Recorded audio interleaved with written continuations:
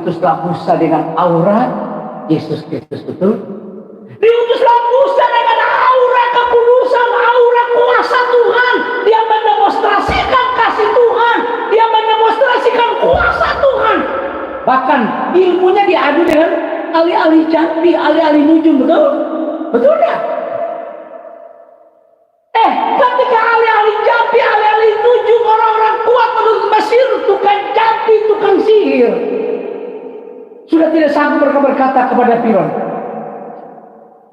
ini bukan Musa, tapi ini Allah yang hidup. Lebih baik Tuhanku menyerah. Betul enggak? Memang tidak bisa dipungkiri ahli nujum, ahli jambi bisa melakukan sesuatu, tapi ada batasannya. Dia nggak bisa lebih dari yang terbatas. Kita lebih dari yang terbatas oleh kasih karunia. Siapa yang mengerti hati Allah dalam kita? Lanjut dikatakan begini, mengapa dia menembus mereka dari Mesir? Ada alasannya. Alasannya apa, saudara? Selamatlah Tuhan Allahmu yang Maha Kudus, Allah Israel juru selamatmu, yang menembus engkau dengan Mesir dan memberikan Ethiopia dan Sheba sebagai ganti nyawamu. Dikatakan ayat 4, oleh karena apa?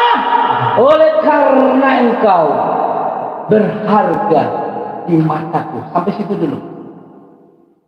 Tuhan menebus kita, Tuhan menyelamatkan kita, kemudian dia membantu kita. Sebelum dia menyelamatkan kita, dia melihat kau berharga. Ibarat itu emas. Emas tulen itu kan terbungkus oleh kotoran-kotoran yang lain, ya kan? Ada di dalam batu apa segala. Oh, tapi dia melihat Anda dan saya adalah emasnya. Dia ambil. Kemudian dia bentuk. Sampai tersisa hanya emas. Dia bentuk kita sampai tersisa hanya karakternya, kepribadiannya, kehidupannya ada. Dia butuh bencana yang benar-benar dapat dia pergunakan dengan leluasa tanpa ada yang membatasi. Dia butuh bencananya itu saya dan saudara tanpa ada yang menghalangi, hanya dialah yang bisa menyalurkan kasihnya, kuasanya, hikmatnya, kebesarannya, keajaibannya secara penuh. Tangkap saudara maksudnya? Ngerti? Makanya kalau saudara mau pergi kerja, taklukkan pimpinan saudara dalam nama Tuhan Yesus. Tuhan, aku berdoa supaya pimpinan saya bermurah hati bagi. Aku taklukkan hati dan pikirannya di dalam nama Tuhan Yesus. Dan aku berdoa supaya dia bermurah hati kepada. Ada nggak tertulis? Ada. Nehemia itu tangan murah Tuhan menyertai dia, maka raja memenuhi segala keperluannya. Betul apa enggak? Betul apa enggak?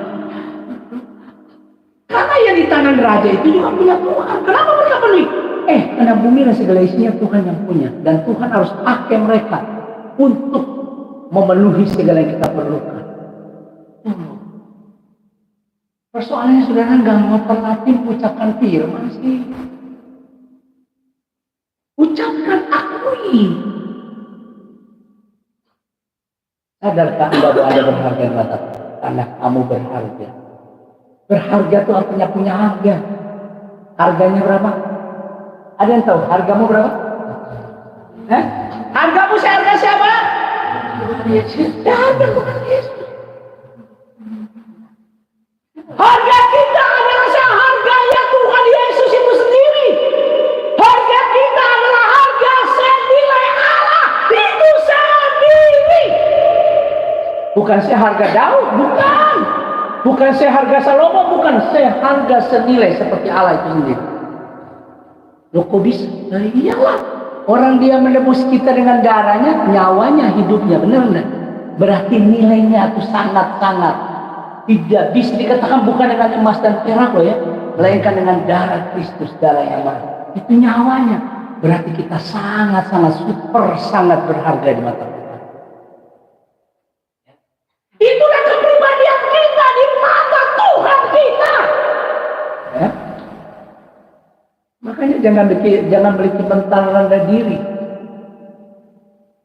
Kalau ada yang cuek sama kamu, wah Ya nggak apa-apa, saya anak kerajaan kok.